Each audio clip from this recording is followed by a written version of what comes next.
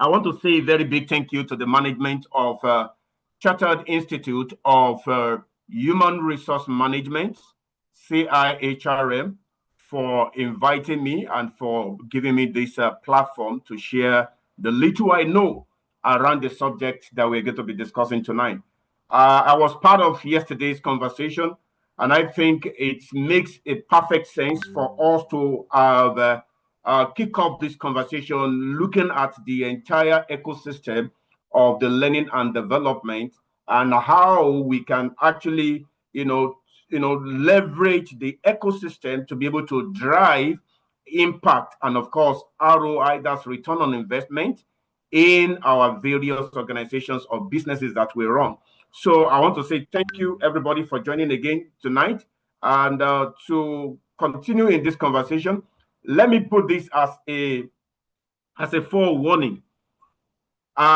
This is one of the subjects that I can say has become a very, passionate aspect for me. I'm so passionate about this particular subject we're going to be discussing tonight. And I also reckon that the time allocated would not be able to cover the entire scope of the content that I usually use to drive this particular subject matter. All right, but nonetheless, I want to say this. If by the time I go to one or two of the slides that I have prepared tonight, and if they ask us to shut down, I can assure you that knowledge must have been transferred. Knowledge must have been transferred. So I'm saying this so that you will see. I will show you the entire scope of what I typically deliver under this subject matter.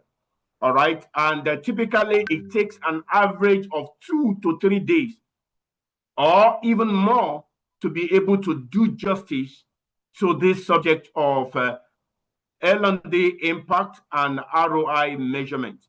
Because by the time I start tonight, I think I have about 5 or 6 modules, but I may not necessarily take you through all the modules.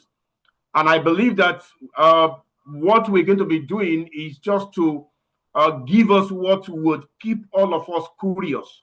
Because I know that one of the critical ingredients for learning to happen is curiosity. Once you stay curious, you will always have to find a way to learn more about the subject. And my job tonight is to actually arouse your curiosity, is to actually challenge you to go out there and learn more about this particular subject we're going to be discussing tonight. So I've said all of this to let you know that, yes, I'm happy to be in your midst, and I believe that it's going to be a great conversation. So by way of outline of what I think we need to go through in order to do justice, somebody is writing, I think, Tessie, you have activated your annotate. Your annotate is already writing on my screen. I would appreciate if you could erase it, look for the eraser and clear it off. Thank you so much. So tonight, I have about 6 modules, but like I said, I may not necessarily be able to go through the entire 6 modules. Module 1 alone will be sufficient for us, but in case we really want more on this particular subject, then we can engage at another level and on a more practical and project-related format. So module 1 will be looking at ROE, which is return on expectations measurement strategies. And module 2 speaks on the various methodologies that we use in measuring and tracking return on investment on training or the impact that the training is having on the business. Then, of course, we're going to look at the ROE framework development. How do we even get to start developing a framework or methodologies or tools or templates that we can use to be able to do what? To measure return on investment. Give me 1 minute. So tonight, 1 minute.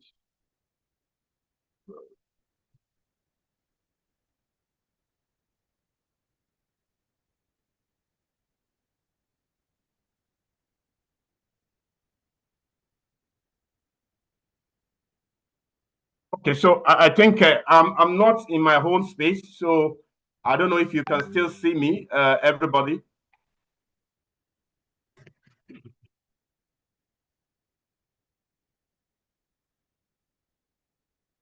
Sorry, can you still see me, everyone? I think we should be able to see Yes, me sir, now. we can see you, sir. Fantastic. Yes, sir. Then again, there is no how you will be talking about return on expectations or return on investment without dealing with data. You will be dealing with data. It is data that you will need to use to justify that some measure or degree of impact has been translated to the business as a result of the investment, all right, in learning and development. So we're going to look at data visualization techniques, and module 5 will be speaking to strategic implementation. How do we now make this to be a part and parcel of the business strategy? All right. And ultimately, when we begin to see the impact, when we begin to see the result, when we begin to see, the outcome of all this investment, how do we communicate it in a way that business will appreciate and will be grateful for? So, ladies and gentlemen, that said, I think Madam Olayemi Thomas has done justice to my profile already. And I think it just makes sense for me to quickly, as much as possible, get to meet everybody on the call. And how do we do it? Please do it differently. Your names are displayed already, except if it is your device that is showing on this call. So I would like for you to just quickly give me an indication of where you are joining us from, because now part of what we do in Ireland now is that we are all geographically dispersed, but yet we are virtually connected. All right, thanks to all the virtual platforms that we have today. So please indulge me, go into the chat room right now and begin to tell me if it is morning where you are, say good morning, Canada, wherever it is. You can say that, good evening if it is India, wherever you are on the globe. Drop it in the chat room and let us know. And if you're in Nigeria, you will need to be a bit more specific. Today, I am based in Lagos, but I'm facilitating this session somewhere in Olu Road in Port Harcourt, all right, Nigeria. So give me an indication where you are joining us from. Let us see the beauty of the of the geographical locations of everybody that we have on the call tonight. Thank you so much. I can see a couple of people already. Let me quickly check. Yes, we can see people, Kwara State, all right, from Lagos, Abuja, VGC, Lagos, fantastic. All right, Ile-Ife, fantastic. All right, Port Harcourt, okay. Some people that are in this same region with me. Ibejuleki, fantastic. All right, Oshodi, thank you. Aqua Ibon, please keep them coming, keep them coming. It is for you to also appreciate, all right, the impact of what the CIHRM, all right, is doing by pulling all of us together from different walks of life and, of course, from different geography and different culture, as the case may be. So thank you so much, everybody. I take that as a way of me meeting you one way or the other. Because again, if I don't do it this way, it is practically impossible for me to get to hear from everybody on the call. So moving on, ladies and gentlemen, this is where the learning started. This is where we're going to start. We are talking about return on investment or return on expectations on learning and development. And one thing about expectation is that if you do not set an expectation for yourself at the onset, everything will appeal to you. And at the end of the day, even nothing may even appeal to you, because expectations always precedes manifestation. When you set an expectation for yourself, when that which is critical to your goal, critical to your objectives, critical to what you are trying to accomplish is presented to you, you will be able to take advantage of it and you'll be able to use it immediately. So on that note, I want you to please go into the chat room, give me one or two phrases to indicate your expectations from tonight's conversation. What would you like to take away from tonight's conversation? Let's have them. Let's have them. Let's have them. Let's have them. Let me see who's going to draw for me first. All right. Please keep it coming, everybody. Keep it coming, keep it coming, keep it coming.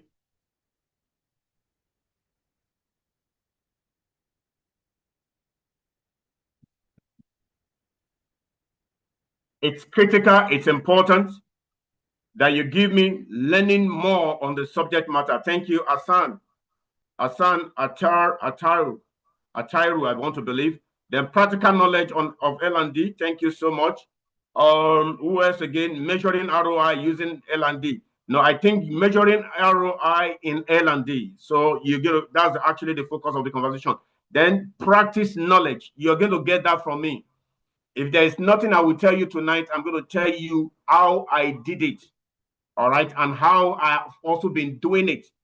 Okay. And how long I've been doing it. I'm going to share all of that with us tonight on this call. All right. Akintunji wants to learn about critical thinking. All right. That is slightly outside of the scope of this training. But notwithstanding, in the course of the conversation, you might pick something that will help you on critical thinking. All right. Broaden my knowledge on ROI, setting smarter goals. All right. That person that wants smarter goals, I'm going to tell you, set smarty goals. Set smarty goals. Set smarty goals. Because even smart and smarter goals, people get frustrated and they drop the goals. But when you set smarty goals, at the end of the smart goals that you have set, is a very strong and compelling inspiration that will keep you going, even in the face of challenges, in the face of opposition, in the face of some setback. So I think thank you so much, everybody. I could see so much that you have dropped for me in the chat room. Thank you. How to reinvest ROI. Fantastic, fantastic. Thank you so much, everybody.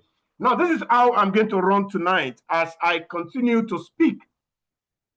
I want everybody right now, drop whatever you are typing, go into the chat room and help me drop the word, let's get started. Let's get started. Come on, guys. Come on, guys. Come on, guys. Drop it for me. Let's get started. That tells us that this is the kickoff point for this conversation tonight. Thank you so much. Thank you so much, Nene. Good to hear from you. Good to see that you are ready to get started. Ajibola, thank you. Thank you. Please keep it coming. Keep them coming. Let's get started. Thank you. All right, ladies and gentlemen. Now, as we dive into the conversation, thank you for setting your expectations. At the end of the day, you need to measure to what extent, to what degree have we been able to meet all those expectations that you set for yourself. And that is actually, in a way, all right, a way of tracking your ROE. You don't get out, all right, or set out to deliver any training without having some measure of expectations. What do you want? What exactly do you want to achieve? It's like the case of ladies or women when they go to the market. They always have their shopping list. What are your shopping lists as you are rolling out that learning initiatives? All right. What are the non-negotiable non-negotiable ingredients or items that you must purchase as you are going to the market? At what cost? How much are you going to buy it? All right. And what will be your partner? What will be your partner? Your partner is your best alternative to a negotiated agreement, and your partner is the worst agreement to a negotiated agreement. What alternative to a negotiated agreement? In other words, if you want to start measuring impact of your training, you have lost your right to roll out that program without articulating the expectations from the business. What are the expectations from the business?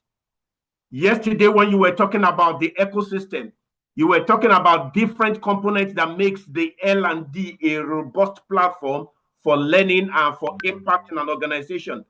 You were talking about technology, you were talking about processing, you were talking about people, and you were talking about a whole lot that you need to bring in together, integrate them, infuse them together in order for you to deliver value that would align with the business objective. So, ladies and gentlemen, as we start this conversation tonight, I must break the ice. And on that note, I have 3 items for you on the screen. I have 3 items for you on the screen. The very first item is the seed. we have the growth, and we have the impact.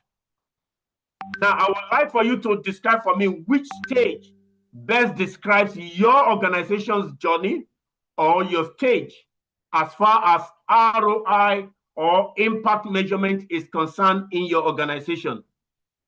Are you with me? Are you with me? So anytime I ask you if you are with me, one or two persons can drop a comment in the chat room. Just drop check, check. All right. I'm going to ask you check or check. If you are still with me, just drop check for me. All right. So ladies and gentlemen, I want you to now go into the chat room. And before you attempt to answer any of these, let me give you more information about this particular icebreaker. So basically what I'm saying to you is that which stage best describes your organization's L&D impact or L&D strategy today? Are you at the seed stage, or are you at the growth stage, or you're already functioning at the impact stage? When we say seed stage, what we are saying is that we are delivering training programs, all right, and we assume that the impact will follow. The impact is going to be a natural phenomenon from the training that we have delivered. If that is your ideology, let me know. Just put the seed in the chat room, if that reflects what you currently do. And of course, the growth says, all right, we are focusing on the performance end and the capability improvement. In other words, we are tracking how learning translates into skills, behavior change, and improved job performance. That is the growth stage. And if that represents your organization, I want you to drop it. That's the growth. And if you belong to the very few, maybe the 1% of the 1% of the 1% that are currently operating at the impact level, you are saying that your focus is always business value, impact, as well as return on investment, which means your preoccupation is to translate every learning outcomes into measurable business impact and financial value for the organization. So I have more information about it. Thank you very much. I can see. So I'm going to really quickly go through, and whoever says they are on impact, I'm going to call at least one person on impact stage to tell me exactly how they are translating their learning outcomes into measurable business impact and financial value in a very credible way, scientific way, not guesswork. All right. So I'm going through okay. I think Ifeoma Okocha is the only person that I've seen so far that says she is operating on the impact level. Mr. Duru also is operating at the impact level. So very quickly, I want to yield the floor to Mr. Duru and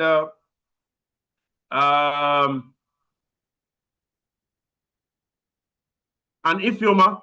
So let Ifeoma, please, the host, can you unmute Ifeoma? And I want Ifeoma to tell us how the organization she works for currently translate their learning outcomes into measurable business impact and financial value.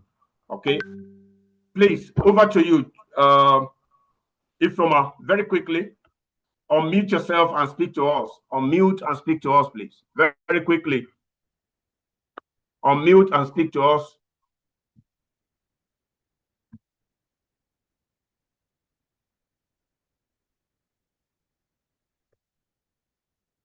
Unmute and speak to us.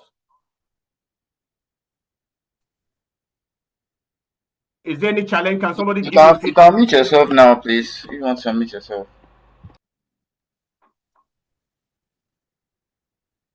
Ifeoma, can you unmute yourself, please? And if you want to pass, you can say I pass. All right, so that I don't burn the time that we have. Just say that I pass if you want to pass. And Mr. Duru, Mr. Duru, can you unmute yourself if Ifeoma isn't ready for us? Yeah, good All right. evening, I think sir. Ifeoma just dropped something in the chat room. She said our organization is currently at the growth stage as we are moving beyond training attendance to focusing on performance improvement and capability development while gradually working towards measuring business impact. NASDA. Okay, that's the name of your organization. Thank you very much. I think I agree with you that you are gradually moving you are currently on growth stage, not impact. Thank you for that clarification. Thank you so much. Thank you so much. Mr. Duru, over to you, please. Mr. Duru, over to you. Hello, good evening, sir. Good evening, sir. Yeah, thank you for this opportunity. Yes, sir. Yeah, I am a civil servant. So I work in a government establishment, FCDA, Right. Okay. Development Control. Yes. And you know, a government establishment is standard, they have a standard operating system. Okay. So we are on a impact level. We are impacting on the people, the staffs, and what other our output. We deal on developing in projects, structures, all those kind of things. So the way we do is we are impacting and our whatnot. And so everybody, thank you very much, Mr. Duru. Thank you. I need everybody to go into the chat room and let me drop there that Mr. Duru will hear you. Just say, Mr. Duru, we hear you, we hear you, we hear you, we hear you. Now, let me tell you why I said we hear you. I can see this is the typical understanding. This is the typical disposition. This is the typical outlook that most of us we have towards the training and development investment that we are making in our organization. We believe, and I may want to bust your bubble, Mr. Duru. You are actually at the seed stage.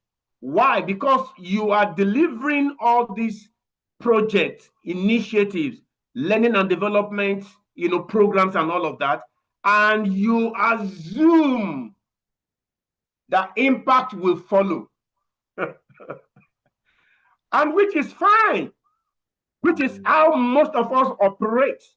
Because naturally, I believe that if I have fed you food, you should feel full. If I have served you food, you should feel full. That is it.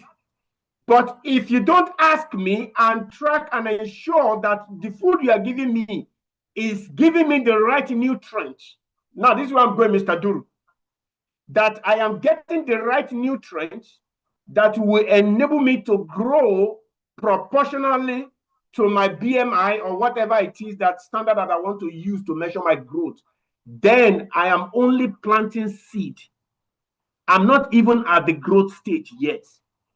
Because at the growth stage, there must be some level of data that you are using to track and measure how you are, improving people's behavior, improving the culture of the organization, and improving the performance of the business. But that said, ladies and gentlemen, I think I would like to appreciate both Mr. Duru and Ifeoma for their contributions. If we were in the physical class right now, we will have given you all this clap. So guys, help me go into the chat room and drop different emojis for the two of them. On that note, ladies and gentlemen, I move on. What exactly is ROI measurement strategies or ROE? So ROE now move us away from just hoping, assuming, and thinking or wishing that the program that we are deploying to our organization or the trainings that we are administering on them would yield results. We move beyond that. And why is that so? All of us on this call tonight, it is important that we walk away with this learning shift. I achieved this shift precisely, I think, in 2016. Yes, 2016. 2018, well, I think it was 2016 precisely. And it was because at that period, I had the privilege of attending a conference in the UK.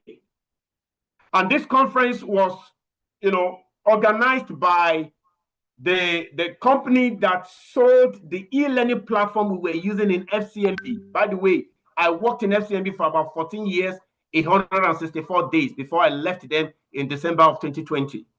And I left FCMB as the head of the academy of FCMB. All right. But prior to that time, I'd already spent about 10 years in FSB International Bank. All right. From strategy. In fact, I'd never had the blessing of working in sales. I never had the blessing of working in operations.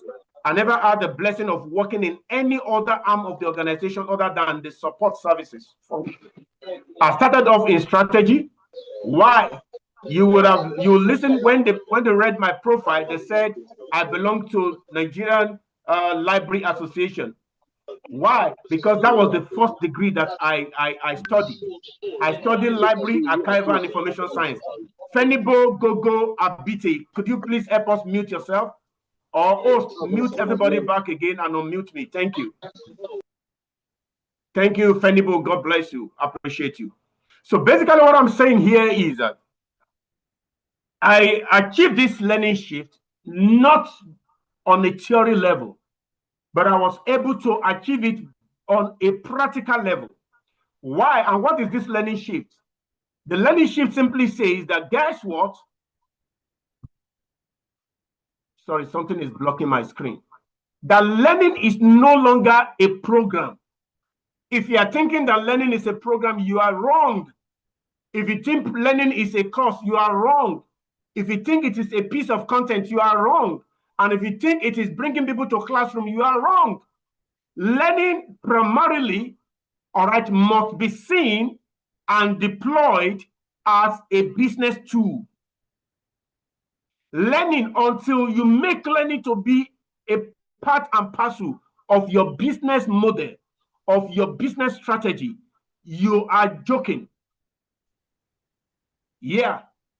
And this was the conclusion that was arrived at that Next Steps Global Conference that I attended in 2013. Actually, I just remember it's 2013. Because I've been in the academy since 2008. All right. They moved me out of HR.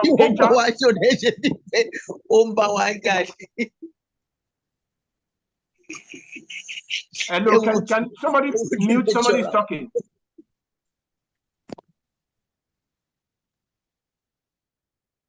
Or somebody wants to speak to us? No, sir, you can carry on, sir. Thank you very much. So essentially what we are saying now is that it is your job, if you are going to be able to provide some level of impact and return on investment on all the learning and development programs that you run in your organization, it is your job to sell this learning shift to all the business leaders. So when I became the head of the academy in FCMB precisely, the very first thing I said was to meet with all the divisional heads. And I told them that, guys, everybody, we always say that learning academy or training academy or HR, we always treat all these functions as cost center. Do we agree? True of us? They always refer to us as cost center.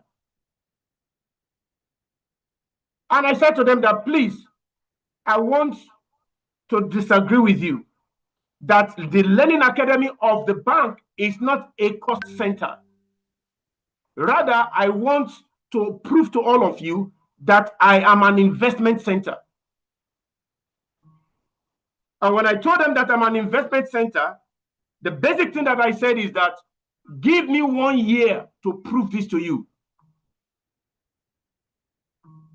Give me just 1 year and I will prove it to you that the Learning Academy of FCMB under my watch cannot be treated. I refuse for you to be treated as a cost center.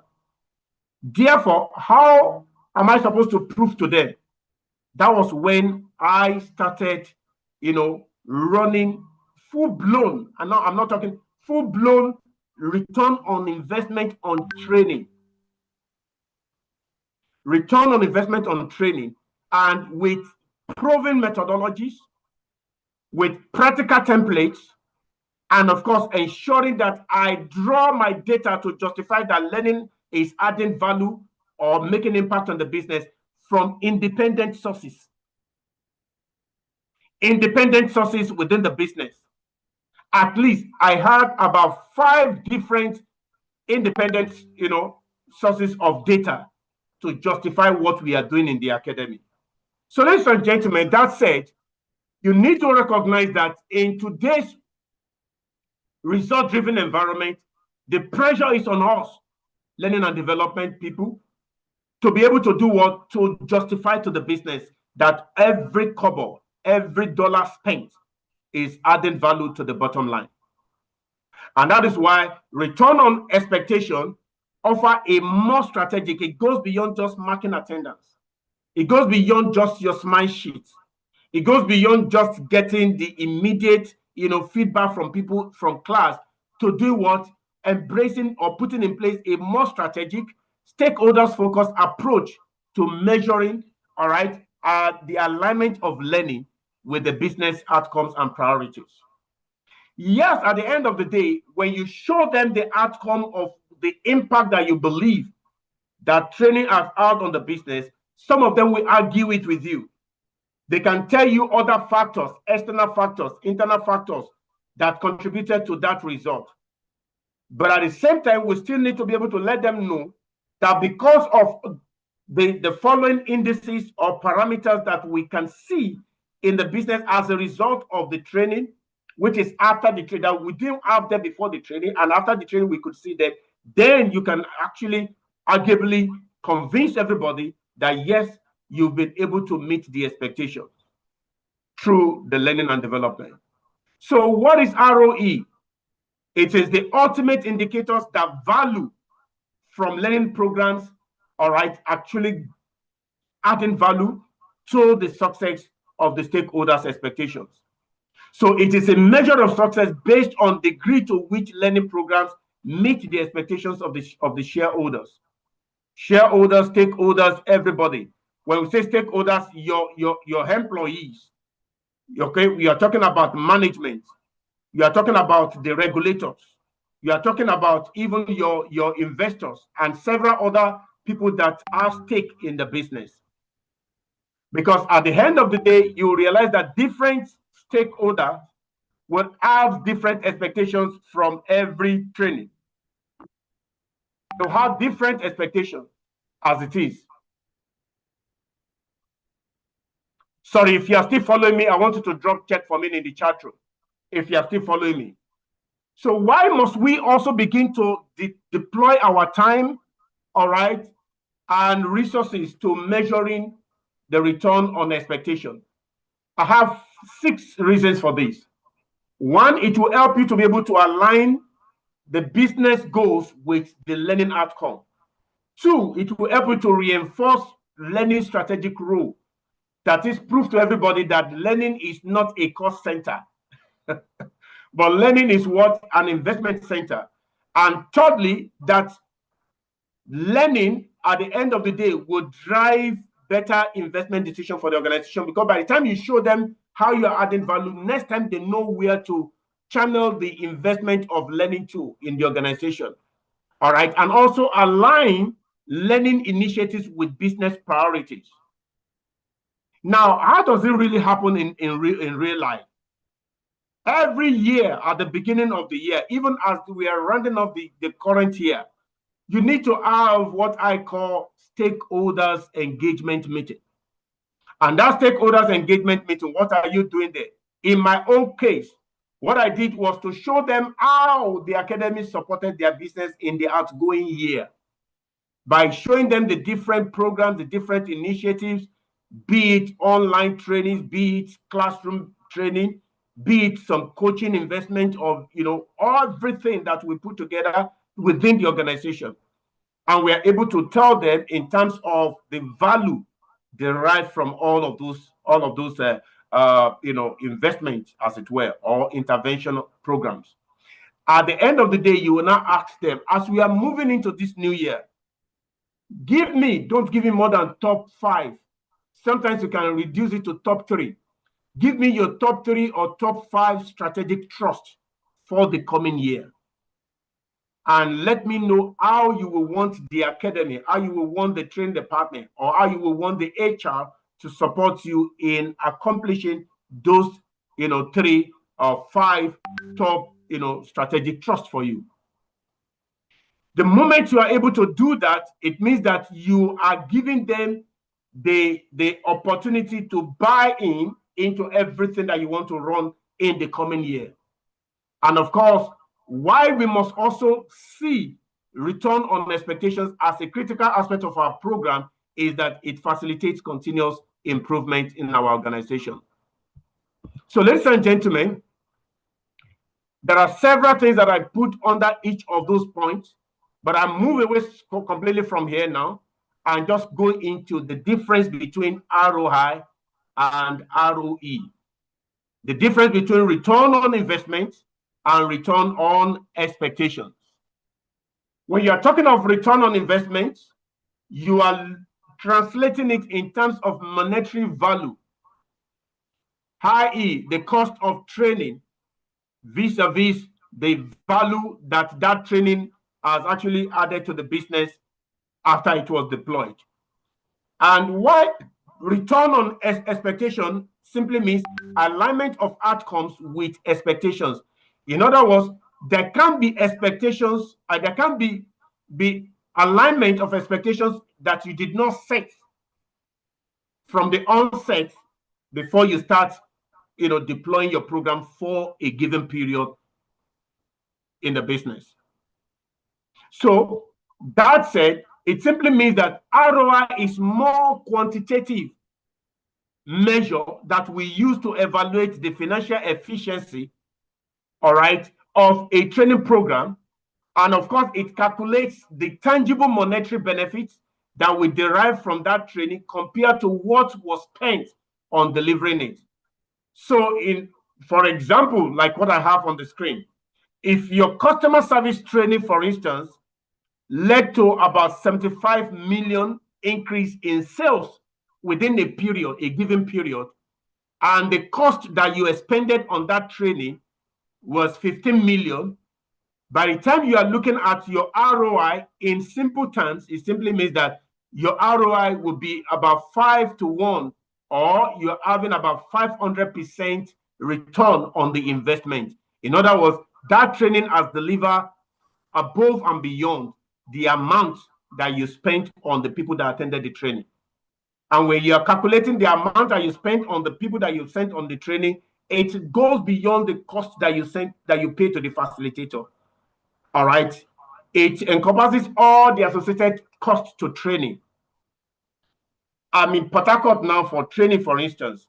All the people that came from all over to attend this training, the cost of coming, the cost of accommodation, the cost of feeding, transportation, all right, or flight, all of these will be built into your cost of investment on that trade. And beyond that, if you want to take it a layer deeper simply means that all the people that attended the training, you need to also find out from HR or from payroll how much is their daily rate. How much is their daily rate? You calculate that also as part of the alternative for GON that you have taken on board to be able to train them, because as long as they are on training, they are not doing anything for the organization that day. And some people can even take it a bit further. Beyond the cost we are getting from HR or from payroll, you also want to know if there are specific things that they will have done for specific customers and what is the value, all right, of that thing that they are not able to do for the customer for that period. It's a more meticulous and painstaking process. And that is why everybody run away from ROI. That is why everybody run away from it. I am able to do ROI because of the fact that my background is strategy. I started off in strategy department of a bank. And from strategy, I was the research officer for years. I moved on to becoming the planning officer for years before they moved me out of strategy into performance and competency management in the HR department. And over a period of time, I touch almost the 12 spectrum of HR function before I move into the academy. Now, I was saying earlier on, I think I was interrupted at that point and I lost my train of thought. I was saying earlier on that I never had the blessing of working on operations or in marketing. All my years in the bank has always been to support from strategic point of view. And that is why it was a bit easy for me to sit down and spend more time in showcasing to the business how we are adding value through the investment on learning and development. So this metric, most of the time, often expressed as ratio. You can express it as ratio. That's what you saw there, 5.1, all right, 5/1, or as a percentage, which is like 500%. But moving on, ladies and gentlemen, in terms of alignment of ROE to outcomes, these are qualitative measures. ROE deals with more of qualitative. Those things that you may not be able to add direct numbers to, but nonetheless, they have a lot of impact on the business. And if you see the example that I have here, so that I don't take much of your time on that. If you see the example that I have here, I say if the program of a leadership development program was, the goal of a leadership development program was to foster a more collaborative culture, then return on expectation would measure how well that cultural shift was observed, perceived after the training. And how do you even gauge this at the end of the day? Which means you must already have the pre-training position of where your culture stands. And you must also be able to give the training, all right, to have some to have some effect on the people over a period of time before you go back to now reevaluate or conduct the survey again and confirm where you are post-training. So in other words, what we are saying here is that for you to be able to measure return on expectations, it actually deals with all those subjective nature. Some people call it subjective measures, or some people call it qualitative measures. And the reason why it is subjective is because sometimes it can be so dependent on whoever is giving you the feedback on it. Sorry, if you are still with me, I just want you to quickly drop in the chat room and just give me a check if you are still following me. If you are following me, just drop check. Check, CHECK. Check. If you are still following me. Fantastic. Thank you very much. Thank you very much. So how ROE is especially useful for capturing intangible benefits. For instance, attitude. I say to people that, how do you measure attitude? Because attitude remains an intangible tangible. Therefore, the way you describe it, together with the stakeholders, that when we are talking about positive attitude in our organization, these are the things that we must see. These are the things that you need to demonstrate. And when we see you demonstrate those things, we will measure you on a scale of 0 to 5 or on a scale of 0 to 10. And we're going to be able to tell you where you fall. And when you are able to do that, by the time I'm telling you that on a scale of 0 to 5, you are 3/5. Okay? At best, if you want to argue it, we'll subject it to somebody else to evaluate all the things that I'm saying about you. Because where we must ensure that the result of the return on investment or return on expectation is credible is to ensure that we are able to articulate how we're going to measure it. Remember, I mentioned that I'm also big on performance management. Apart from setting the objectives that you want to, the expectation that you want to see or want to meet at the end of the training, you need to define the measure. How are you going to measure it? And you also need to define that measure. All right. So just as a very quick comparison table, Let's look at certain criteria when you're talking about return on expectation and when you're talking about return on investment on training. So very quickly here, you see that in terms of definition, I've already mentioned that the return on expectations measures how well a program meets the predefined your shopping list. By the time you get home, you are comparing what you bought in the market versus what you listed that you're going to buy when you get to the market. So that is, it must be predefined. If you deploy your training without that predefined expectations, you cannot measure ROE anymore. Rather, it's just going to be that you hope that the training met expectations that was never set in the first instance. But on the side of ROI, this measures the financial return compared to the cost of the program. In terms of focus area, ROE focuses more on qualitative outcomes and alignment with what? Business goals. Whereas ROI measures quantitative financial outcomes. The primary audience for ROE are the stakeholders, the business leaders, the program sponsors, and I dare say even the delegates. Those are the target primary audience. But when it comes to the ROI, the target audience of ROI are usually the finance team, executives, and decision makers. Those that will sign off on the budget. Then measurement bias.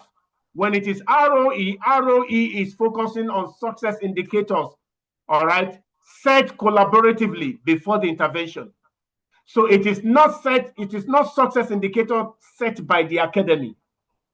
It is not set by the academy alone. It is not success indicator or key performance indicators set by the HR department alone. It must be set in conjunction and collaboratively with all the stakeholders before you deploy the intervention. And of course, ROI, on the other hand, is about financial data, such as revenue that you want to increase, cost that you want to save, and productivity that you want to improve. Now, I was saying something about ensuring that you have independent data sources in your business that you will use to validate and prove to everybody that your training is impacting the business positively. In my own case, I will get data from financial control. What are the data that I'm getting from financial control? The data before the training, I will get the data of the branch scorecard, or what we can say target per staff in terms of financial targets, sales targets, revenue targets, PBT targets, PAT targets, all right, non-performing loan targets, and all of that. You get all those targets from the financial control. Then I move on to MIS. MIS is Management Information System. So now this is going to now be to what extent your organization is structured to be able to provide some of these data independent of you. Because these data, they are not generated by the academy, but they are generated within the system. So the MIS, in my own case, I'm looking at overages and shortages. I'm looking at compliance level. I'm looking at complaints from customers. As a matter of fact, I think at this point, I think yesterday we dropped some comment regarding the kind of parameters that you track when you are trying to measure productivity, when you are trying to measure impact of your training investment. All right. I don't mind if you could just drop a few ones that you currently use in your organization to justify that, yes, your investment is having impact. And please let it be around anything that has to do with data that you can track. So let me quickly check in the chat room. Give me examples of, please. Sample, everybody. Give me examples of data that you track. Sometimes we track TAT, turnaround time, but you can't track TAT if you don't have a system to track time. So that's what I'm saying. You can't track error rate if you don't have a system that will show you the number of errors that occurred in the process. So if, for instance, people have been having a lot of error rates in executing a particular task, and you decide to train them on that particular task, attrition rate, thank you, that's CIHRM. All right. So when you, before the training, you have the data of where your error rate stands, where your attrition rate starts. And after the training, you give training sometimes, because ROI is not measured immediately. Yeah, customer satisfaction. Now, your customer satisfaction, for instance, let me bring it in here. If you want to have customer satisfaction, in organizations that I've worked with, we have always deployed NPS. NPS is Net Promoter System or Net Promoter Score. A Net Promoter Score essentially classify or categorize or sort your customers into 3 categories. All right, by asking them a very simple question on a scale of 0 to 10. All right, how would you rate? All right, or how satisfied are you with this particular product or this particular service? And anybody that rates you between 0 to 6, they are your detractors in the organization. They are your detractors customers. Anybody that rates you 7 to 8, these are your passive customers. And anybody that rates you 9 and 10, those are your promoters. So how do you not get your NPS score? Your NPS score is to net out your total promoters from your total detractors. And that number, if whatever it is, if it is in the negative, God help you. But if it is in the positive, for instance, maybe before the training, you are on 20, NPS score. And you are saying that this year we want to move our NPS score from 20 to 30 or from 20 to 50. Then after the training that you have trained everybody on customer service, customer experience, complaint handling, and all of that, you want to go back and evaluate it. Thank you so much. I can see a lot of comment here. Rate of task completion. Yes, if you have the TAT to track it. Then performance rate. That is still very, very generic performance rate. On what? What particular aspect of the task? Then target in terms of specific brand loyalty. So these are different things. And honestly, I agree with you, but it can't be your own word against them. You have to pull data from different sources. Apart from MIS that I get from operations department, I also go to the risk and compliance department of the organization. Particularly speaking now, don't forget I'm speaking from my own experience. Now, in the bank, you have credit, all right, credit risk, and you have, in terms of documentations required for you to have a good credit. Okay, you also tracking how people are meeting all those documentations, all those criteria, all those conditions precedent before drawdown and all of that. You have to track everything. And you also track the number of failed credits as a result of that. So they will give you that. All right, that is if you have trained people on credit training.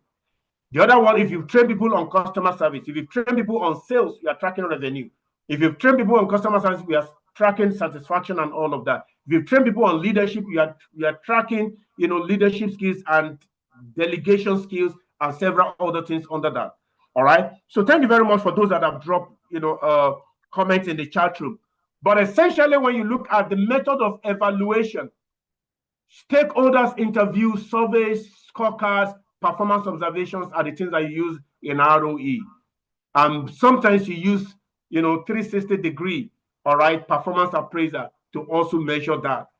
Beyond that, under the ROI, you are looking at financial metrics that I've mentioned to you, okay? Cost-benefit analysis. This is where you are also tracking the cost containment. How are people able to contain cost if they are not able to save it? All right. And of course, the ROI formulas as well are the things that you will use.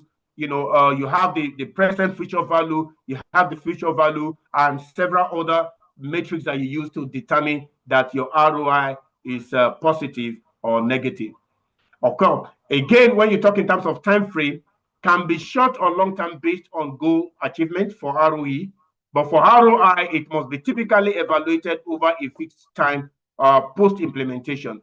Subjectivity wise, in terms of subjectivity, ROE, like I mentioned to you, the subjectivity is very high based on the perception and the expectations of the person that is conducting the survey or the evaluation, or that is giving you the feedback. And of course, in terms of ROI subjectivity is very low. Why? Because data which is evidence always terminates all arguments. The moment you can show them the data, everybody will keep quiet. Then purpose-wise, to validate whether business needs and strategic expectations were met, that is ROE. But the purpose of ROI is to justify the investment in financial terms. We want to see the naira and kobo, or the dollar value of what you have brought into the organization.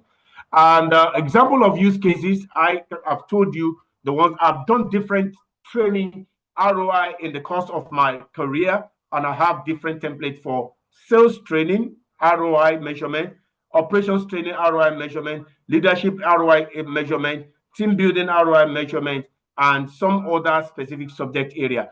Because one thing you must realize in measuring impact of your training, and that is why it is a bit dynamic. That's why people really don't have the time for it. It has to be, you have to do it, based on the subject that you have trained people on. You can't say that I have one single template for your ROI or for your ROE, and you apply it to all your programs. And I think it's important that I also mention at this point, at the beginning of the year, ladies and gentlemen, always agree. You can have, let's say you have 200 training programs that you want to run in a year. Please, you cannot run ROI on all the 200 trainings. Yes, I say it. Now, the reason is that you need to agree with the management and all the stakeholders. We have 200 programs that we're going to run this year. We need to agree on the top 10 or top 20 that we want to subject to a very thorough, ROI analysis.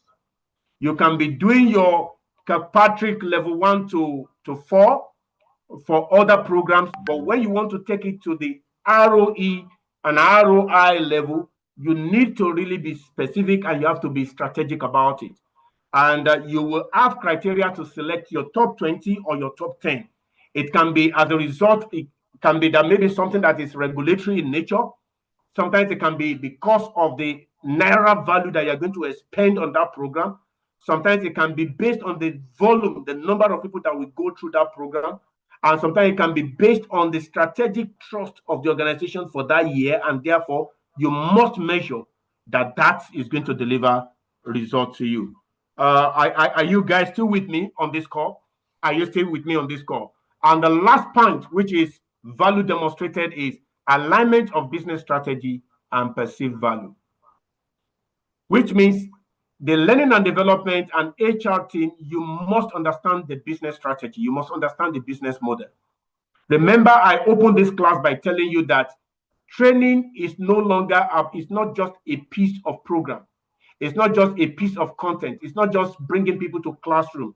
It must be seen as a business tool. And if that is the case, you need to also understand the business model. You need to understand the business strategy.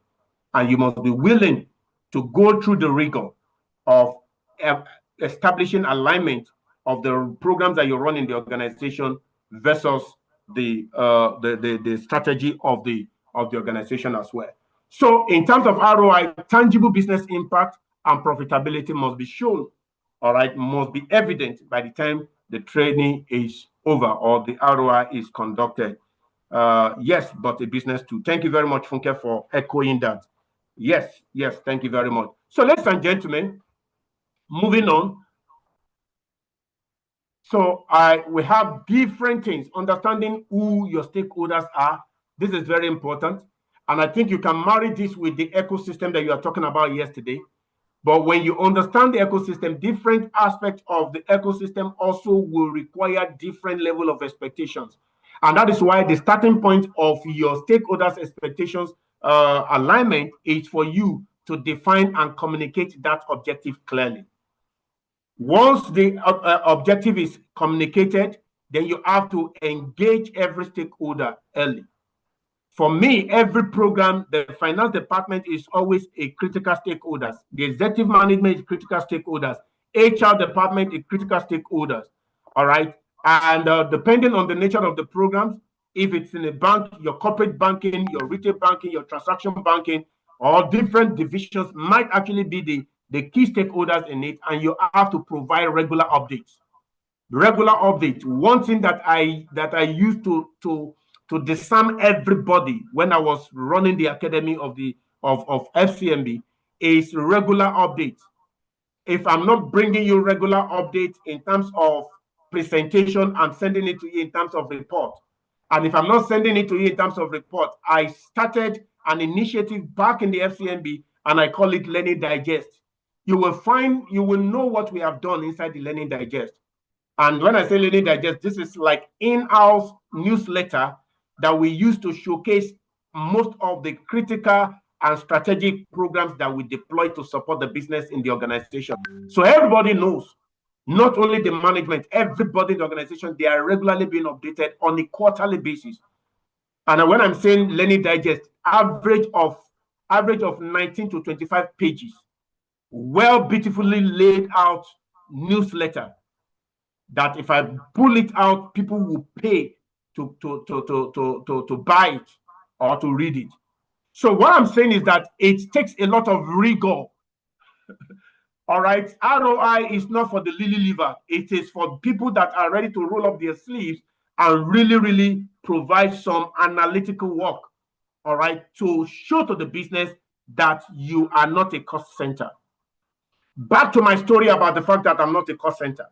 Within 1 year, I was able to demonstrate to them, showing them every now and then under regular report and updates, showing them what we did and the feedback that we are getting from it and how we are tracking it and pulling data from different sources to justify that, yes, this program has added value. The NPS score, pre and post, I get it for customer service, trainings. All right. And of course, I go to HR also get a performance appraisal score of a period before the training and another period after the training. Okay. And apart from that, I also get some feedback from the supervisors of people that we sent on training, all right, before the training on the subject that they're going to be trained on. And after a while, we go back again and get feedback from them and be able to do what? Marry it. At the end of the day, listen to this, and this is very critical. At the end of the day, you have three major outcomes for all your pre and post evaluation. You can't have more than three. And how do I mean? You will have what I call, negative variance. It is possible. Whereby maybe before the training, people were doing 20 over 50. And after the training, they are now even doing 10 over 20. It is possible. So it simply means that you have to drill further down to find out what happened.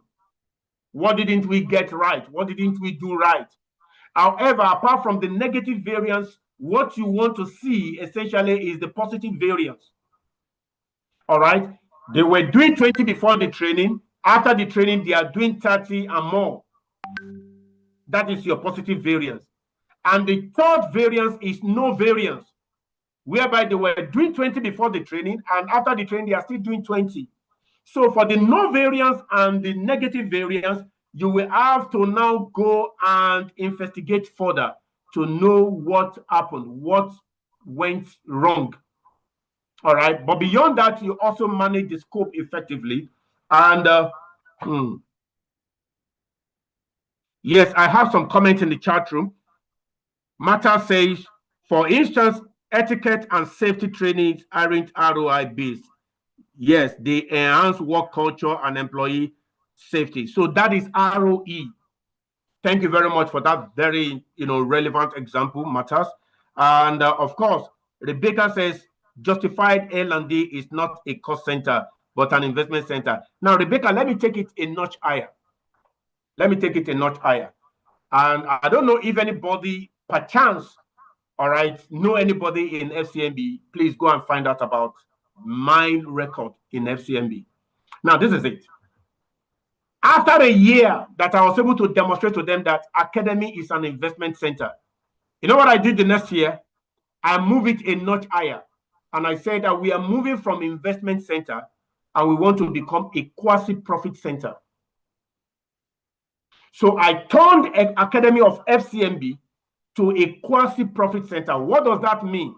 The Academy started generating revenue. Hear me here. Hear me clearly. We started generating revenue for the bank. So that's why I said that this, my program, as a matter of fact, is not, I mean, I've done this a number of times for even CIHRM as well and all of that. One thing is that I run this as a full-blown workshop of 3 days that you will see templates. I will show you old reports. I will show you sources of data. I will show you calculations and all of that. And you'll be able to take usable, implementable, template back to your place of work. But beyond that, you start a clear change management process, because at the end of the day, whatever you achieve is not static. Okay, you have to keep building on it. You have to keep improving it. You have to keep inspecting it and ensuring that you sustain it. And of course, hold regular review meetings. So, ladies and gentlemen, these are typical stakeholders. I think I've mentioned it when I was talking. You have the executives, which is e.g. CEO, COO, CFO. Human resource department is a stakeholder. And of course, team leaders and line managers as well as customers, both internal and external. At the end of the day, you will see the specific roles of the executives. All right, their primary concern when it comes to expectations, return on expectations, and of course, what are their typical key expectations. For CEOs, they are looking at your contribution to the business growth, profitability, and competitive advantage. HR, they are looking at employee retention. Somebody talked about attrition earlier on. All right, engagement and skill alignment. And for team leaders or line managers or branch managers, depending on who they are, or cluster heads, all right, their expectations are usually improvement in team's performance, efficiency, and capability. Whereas when you're talking about customers, whether internal or external, what they want is that they want improved service experience, faster response time, and higher satisfaction, as the case may be. So, ladies and gentlemen, there are tools that you deploy: stakeholders interviews or survey, as well as focus group session. What does that mean? For the stakeholders interview, it's a one-on-one engagement. All right. During my own program, typically I will show you my typical agenda for the stakeholders engagement.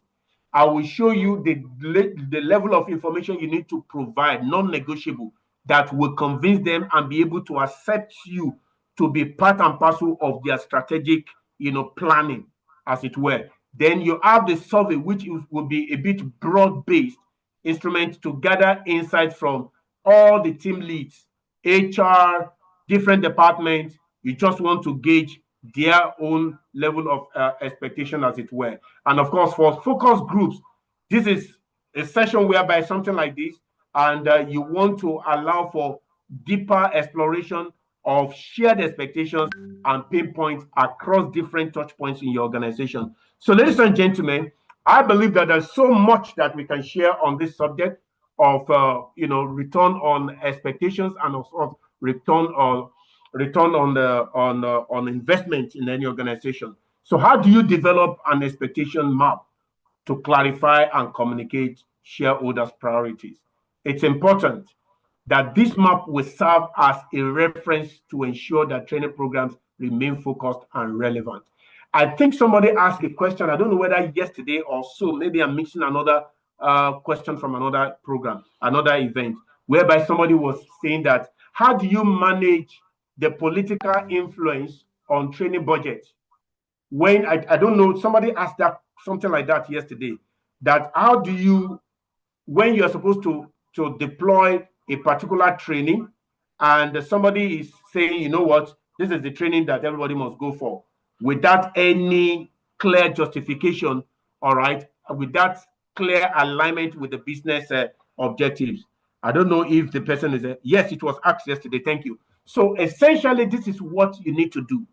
The moment you have established stakeholders expectation mapping as a standard procedure for programs that you want to run, no problem. Mr. DG, you want us to run this program. Please, this is our stakeholders mapping, expectation mapping template. Kindly provide top 3, business objectives that this particular training will align with, and we will run it. We will run it. Are you guys with me? I think Rebecca also said something from the learning today. As a learning and development manager, I need to plan and come up with the training programs that will make employees to be more effective and productive for more revenue generation and return on investment. Fantastic, fantastic. You nailed it. You nailed it. So basically what you are saying is that you must have expectation mapping, and it must be something that will be collaboratively or jointly done with your stakeholders. So ladies and gentlemen, I'm going to flip through a number of things now so that you will know that there's so much that we can discuss, so that you also understand that this is just a taster as far as I'm concerned. All right, this is just a taster of what within Flex Solutions that we deliver from time to time to organizations, all right, and also to a group of people depending on your level of interest, particularly all of you at the growth stage.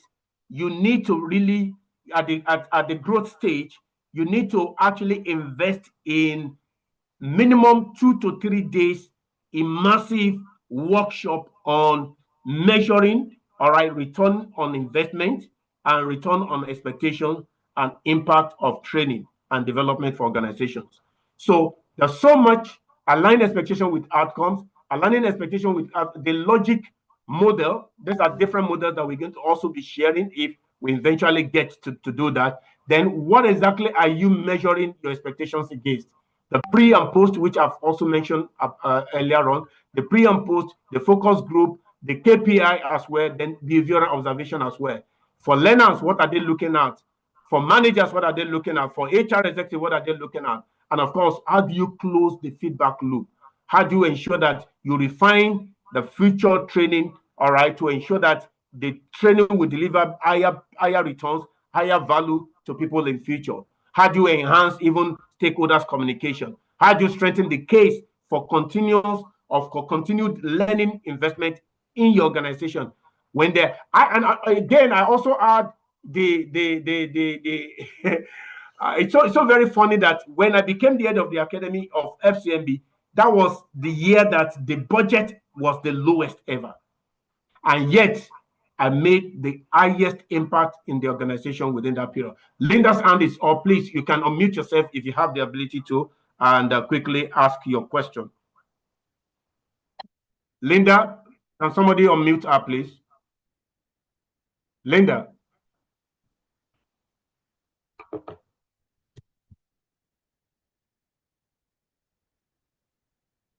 I thought Linda's hand is up. Please, I don't have time to burn. Okay, sir, can you hear me now? I was waiting for the host to unmute, to allow me to unmute. Okay, fantastic. Please go ahead. Can you hear me now? Go ahead, please. I can hear you. Okay, so I wanted to find out. Okay, you made a statement about making the L&D a return on profit center. Quasi-profit center. Quasi-profit center. Okay, so can you explain to us how you were able to achieve that, please? All right, so how do I do this? How do I do this? How do I do this? All right, so there is this strategy that I copied or I borrowed from the Blue Ocean strategy. And that was the template that I first deployed that helped me to be able to come up with this idea of moving the academy from investment center to quasi-profit center. Now, what was its strategy? I can tell you for free because it's inside the book. All right. It is called Eric Grid. Somebody help me type in the chat room. Eric, the name of the guy called Eric Grid. Eric Grid. Let me see if I can type it myself. Eric Grid, so that you understand what I'm talking about. Eric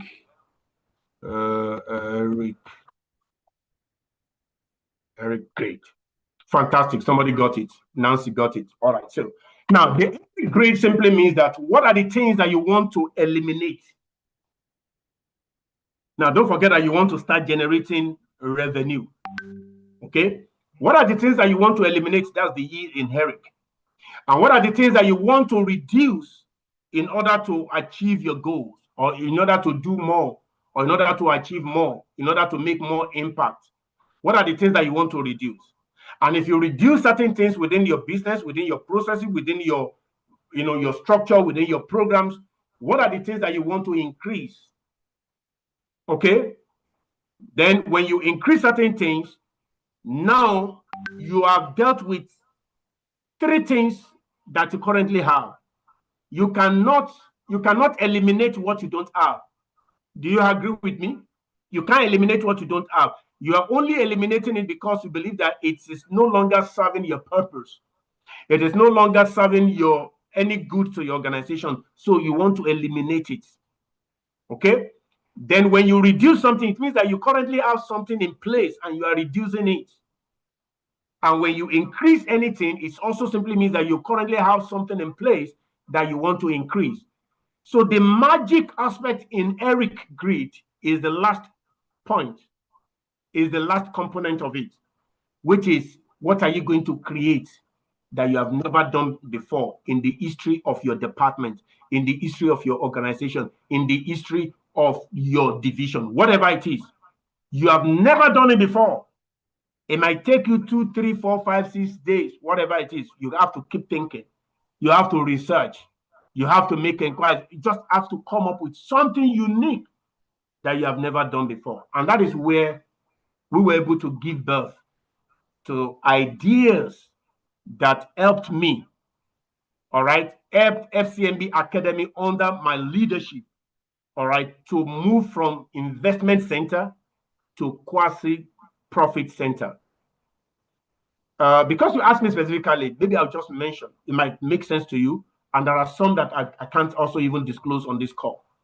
The very first thing that we did was I roll out an initiative. I call it BEST initiative.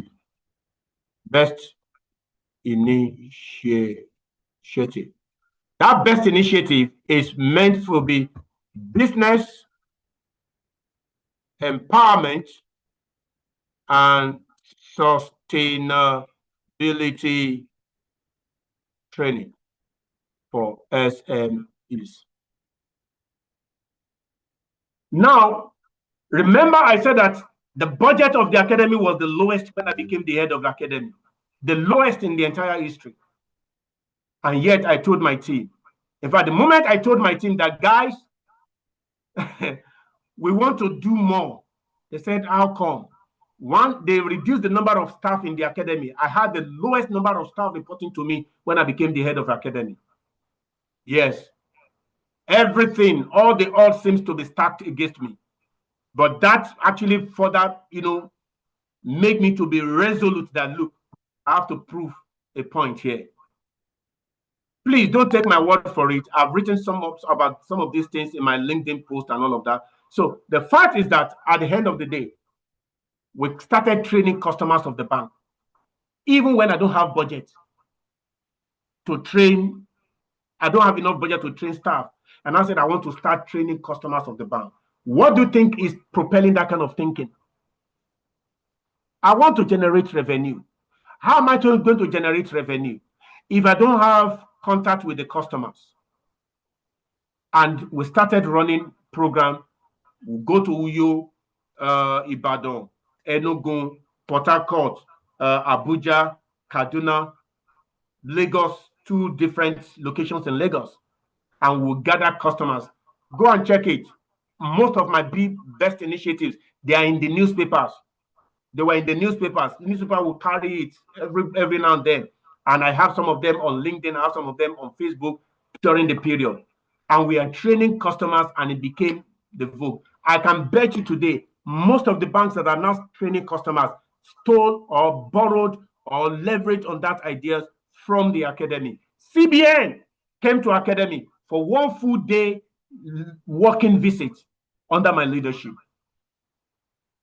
Now, I'm saying all of this with every sense of modesty, but to just let you know that if you don't roll up your sleeves, nothing gets done. It is not for mouth, HR, table, space on the table, space at the table. You know, if they give you space at the table, what are you going to do when you get to that table? So we started training customers of the bank, and guess what happened? I will call account officers. They are part of the program. Once we get middle of the program, they start, sharing account opening package to those that are non-customers of the bank, because it is for both. So we're using it as retainership strategies and also acquisition strategy to acquire new customers for the bank and to also retain more customers. So we now started tracking the volume of businesses that those that attended our programs were doing with the bank before and after. Do you get that? Beyond that, also, we started also tracking the number of new to bank customers, onboarded on Best Initiative platform. We started tracking them. Under that Best Initiative, the academy partnered with Ambode government in Lagos State. Ambode government trained all the tertiary final year students of the tertiary institution in Lagos State. The academic team, all of us, we supported him. 18 weeks, 18 weekends, we were going to Unilag, all the place, to join them to volunteer as volunteer facilitators to train those students. Guess what happened? When they were done, they were supposed to deploy 1,000 of them for internship for 6 months, and they were supposed to pay them 30,000. Guess who got the account? I got it for FCMB. 1,000 of those students open account with FCMB. Do you understand what I'm talking about? So at the end of the day, you could see that initiative transform the academy. Yes. Yeah. So, but beyond that, you know what happened? After that, I said to everybody, I have training up in Enugu, very big purpose-built building, training academy in Enugu. We have in Abuja, we have in Port Harcourt, Revoke by Transamadi, Revoke. All right. We have two in Lagos. We have in where again? Uyo. So all those places, only Lagos State generate almost 80%, occupancy, if I can use that terminology, in the year. 70 to 80%. Abuja maybe 30 to 35%. Enugu maybe about 30 to 40%. Port Harcourt around 30 to 40%. So the remaining period of the year that we are not using those facilities, I did a term paper. I presented it to management. Let me start renting these facilities out for people to use. We got the approval. Not only that we got the approval, they printed receipt. The brand marketing people, they designed receipt for me. They gave us a dedicated account, and we started letting out all those places. Within 2-3 years, I think we generated about 19 million. And I'm not exaggerating. Our biggest customer, can I tell you, was Philips Consulting. Our biggest customer. Because they were always using our facilities at Ikoyi, Awolowo Road. And we had some other organization. So what am I talking about? I'm saying the moment you are ready to generate impact, trust me. So the starting point of all of this is the Eric grid. You too, you can use it to create magic in your place of work. Eric, just ask people. So what did we eliminate? We eliminated exclusivity of function. What did we reduce? We reduced, the number of external facilitators that we bring into our organization. We reduced the number of classroom-based training. We reduce travel costs. We reduce a number of things. So when we reduce facilitators coming from outside, what did we do? We increased the number of accredited internal facilitators for the bank. When we increase also the number of trainings that we migrated from classroom to online e-learning. Yesterday, we were talking about e-learning, LMS. We are talking about LXP, Learning Experience Platform, and all of that. These are the two platforms that we run in FCMB. Are you with me? Then we also move. So in terms of increase, we also increase. So we increase the number of hubs. All these hubs that I mentioned to you, we didn't have all of them before. But because we want to move training closer to people instead of making everybody to travel down to Lagos, so we had to open more hubs. Uyo wasn't part of it before. Kaduna wasn't part of it before. Akure wasn't part of it before. We opened it up and we started academy staff or the training facilitator would go there and people within the region, within that cluster would come and they will have. So we were tracking what we were saving. We were tracking the cost we were saving. We were tracking the cost that we were containing and we're tracking the revenue that we're generating for the academy. So, ladies and gentlemen, there's so much that I have to share with you because the truth is, this is my life. I mean, since I set up Flex Solutions in 2014 because I knew that this is where I'm going to handle. And 2016, I wanted to leave. That's when I sponsored myself to Harvard. It wasn't the bank that sent me to Harvard. I spent 10 years. I had spent 10 years as a 2016 with FCMB. They gave me my 10 years long service award money, and I added more money to it, and I poured everything into my leadership program in Harvard. Why? I was planning to leave FCMB in that 2016. But it was that same 2016 when I came back from Harvard that they made me the head of the academy. And I stayed there again, and I said, by 2020, when I clocked 50, I'm going to step out. And that's when I left. But I couldn't leave when COVID-19 hit us in 2020. But ARM called me, and they put me out. I went to ARM, and I knew that I was just doing that as a transition period to step out and be doing Flex Solutions that I'm doing today. So invariably, what I'm saying to you is that this is my breakfast, this is my lunch, and this is my dinner. Talking L&D from now to tomorrow is my passion. So I believe that this is just a taster, like I said. I'm going to, on the permission of the Institute, I will share my contact. And of course, we can also take this conversation further and let's see how we can actually improve the impact that we bring to the organization that we work with as L&D specialists or as HR managers. I think on that note, I can bring this session to a close and probably answer questions at this point. But what I'm going to share with the segment, the section of this training that I've shared with you today, but there's so much again that we have that we couldn't touch. So much, a lot that I've not touched at all. A lot that I've not touched at all. All right, there will be a point that I need to pull out some Excel templates, show you some of the workings and all of that. So, but again, if you have questions, I'm going to check in the chat room now. Let's see it. Let's have comment, question. Thank you, Matthias, for that very kind comment. Thank you so much. What's the average time a queue before you can accurately gauge? Yeah, average time, 6 months. 6 months. So 6 months is the average time. Yeah. So that's it. So there's so much. Let me see. So of course, I will have shown you different methodologies. All right. We have the Kirkpatrick models. We have the Phillips models. We have the that different. In fact, we still use, even some people use 360 degree impact analysis as well, not just as appraiser, but as L&D impact measurements, so that different people will tell you the feedback on the program that you have implemented. And of course, thank you very much, Olumide. Thank you very much. So these are all the things. So I have case studies that we could have actually also looked at. Then the framework, there are different framework, ladies and gentlemen, different things that we would distill them, dissect them, and be able to, yes, yeah, I say the time is short. I can assure you. I smile. It's not something we can do in 2 hours or thereabout. It's not. So I don't know if the Institute have 1 or 2 things to say. I want to let me drop my name here and my contact for as many people that would like to connect. I'm open for conversation. All right, and this is what I do. The MD CEO like solutions. All right.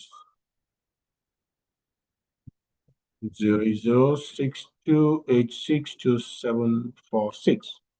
All right, so I'm based in Lagos, but again, we are everywhere. That's it. Thank you so much, everybody. Thank you. Yeah. Now, if there's something you should take away again, all of you, I have